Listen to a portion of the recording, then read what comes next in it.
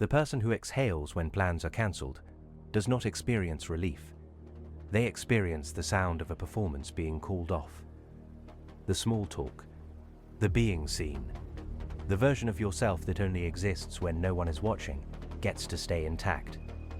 Feel that warmth in your chest. That is not the peace of someone who chose solitude. It is the gratitude of an animal that watched the predator turn and walk away. You have a name for this: introvert. I recharge alone. I am just wired this way. The name works because it sounds like a preference instead of a fear. Schopenhauer walked into the room, found it hollow, and walked out. You never walked in. You decided the room was empty before you opened the door and called the decision wisdom. You are thinking this is about energy, not fear. That thought is the cage. So here is the question you will not answer. Was that exhale the sound of someone who outgrew the crowd, or someone who was always afraid to be found out inside it? You built a beautiful cage and called it a personality. Now you mistake the rattle of the bars for the sound of freedom. You thought of someone else just now. That is the protection working. Where this begins is not in adulthood. It begins in the room where a child learned that being seen carried a cost. Not trauma, not abuse, something more ordinary and more precise. The child who speaks and is corrected. The child who offers an opinion and watches the faces around the table shift. The child who learns that their natural movement through a space draws attention, and attention draws correction. This is not about being wounded. It is about being efficient. The organism learns quickly. Visibility equals vulnerability. Stillness equals safety. The child does not decide this. The nervous system decides it, and the mind builds the cathedral afterward. By adolescence, the architecture is complete. The teenager who stays home from the party has already performed the entire event internally. They have imagined the entrance, the scanning of faces, the search for somewhere to stand, the fear that their standing there will be noticed, the exhaustion of performing a self that feels borrowed. They have already lived the cost. The actual event would have been easier, but they do not know this. They only know the anticipatory dread and the sweet collapse when the dread is cancelled. They learn to call this collapse recharging. They learn it so well they no longer remember learning it. The evolutionary mechanism underneath is not complicated. Social rejection once meant death. The tribe was the condition of survival. The nervous system that treated social threat as mortal threat was the nervous system that survived to reproduce. But the modern human lives in a world where social rejection means awkwardness, temporary discomfort, the need to find a different table at lunch. The nervous system does not know this. It responds to the prospect of being seen and evaluated as if the evaluation could kill. The introvert label does not change this response. It legitimizes it. It turns a threat detection system into a personality trait. The person believes they prefer solitude. What they prefer is the absence of a specific kind of fear. They have never tested whether the fear matches the reality. They have only become very good at avoiding the test. You have already applied this to 3 other people. That is the mechanism protecting itself. In practice, this looks specific.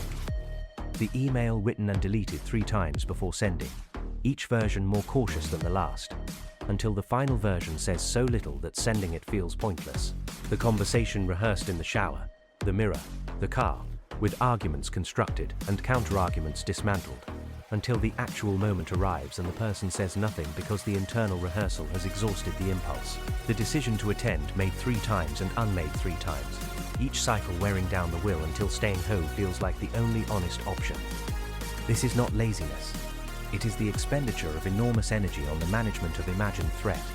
The person is exhausted because they have been fighting a war that exists only in their anticipation of it. At work, this becomes the employee who never speaks in meetings but has brilliant observations afterward, alone, in the safety of their own mind. The observations never reach the room. The person is passed over for promotion and feels a secret relief. They did not want to be seen. They wanted to be competent without being visible. The promotion would have required visibility. The passover confirms their story about themselves. They are not someone who thrives in that environment. They are someone who works better alone. The story protects them from the knowledge that they were afraid.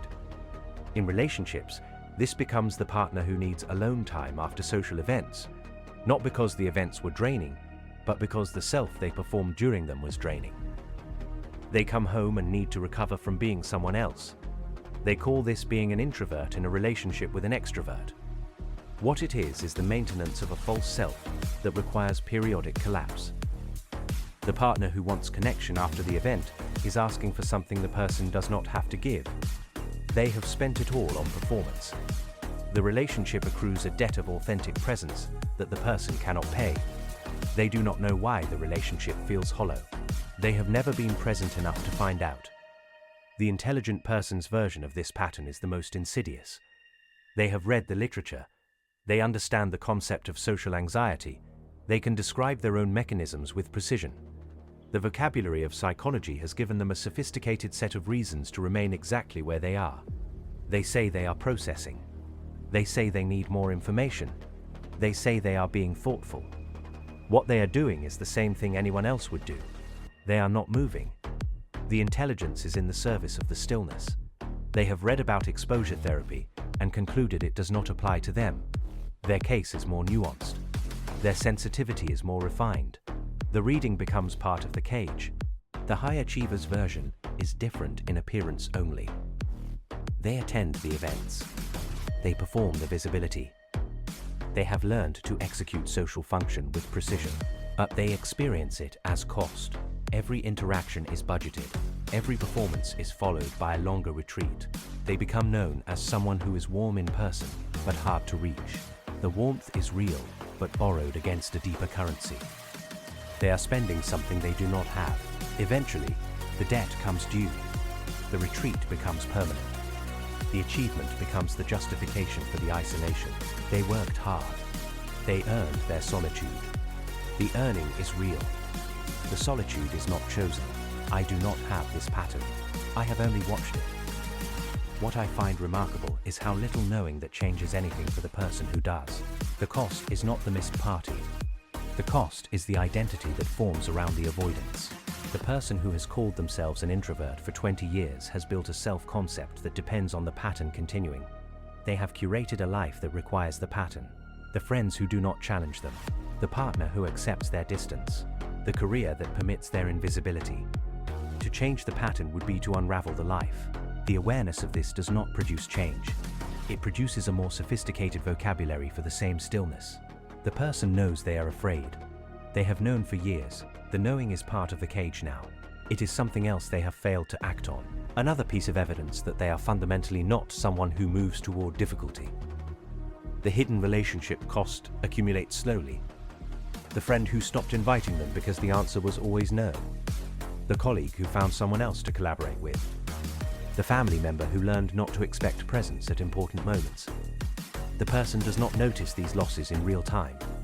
They notice them later, in a moment of unexpected loneliness, when they reach out and find the network has thinned.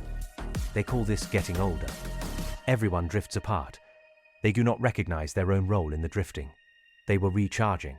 They were taking care of themselves. The self they took care of was the self that avoids. That self is now very well taken care of, and largely alone. The moment of understanding usually comes late. The person sits in the solitude they have curated and realizes it does not feel like freedom anymore. It feels like a room they cannot leave.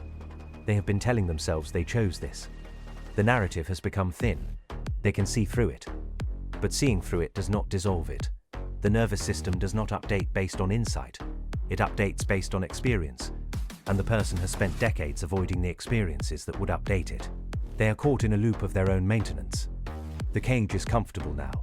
They have decorated it. They have forgotten it as a cage. What usually happens is this. The person recognizes the pattern. They feel the accuracy of the observation. They sit with it for a day, a week, a month. Then they find a way to accommodate it. They become a more self-aware introvert. They add the insight to their story. They were an introvert because of early conditioning, because of threat detection, because of fear. Now they are an introvert who knows why. The knowing becomes part of the performance. They can describe their cage with precision. They still do not leave it. The rare exception is not the person who has the insight.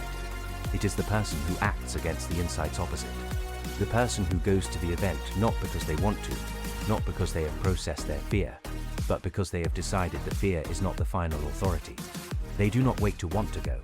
They do not wait to feel ready. They go while afraid. They discover that the experience contains something the anticipation did not predict. Not always pleasure, sometimes just the information that they survived. The survival is the update. It happens once, then again, then enough times that the nervous system begins to recalibrate. This is rare because it requires acting before feeling ready. The person who waits to feel ready never moves. The readiness is part of the trap. You are still thinking this is about introversion. It is not.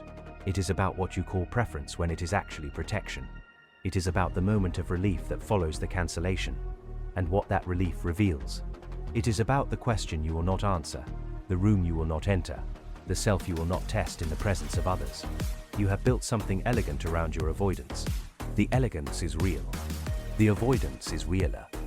The cage rattles, and you have learned to hear music.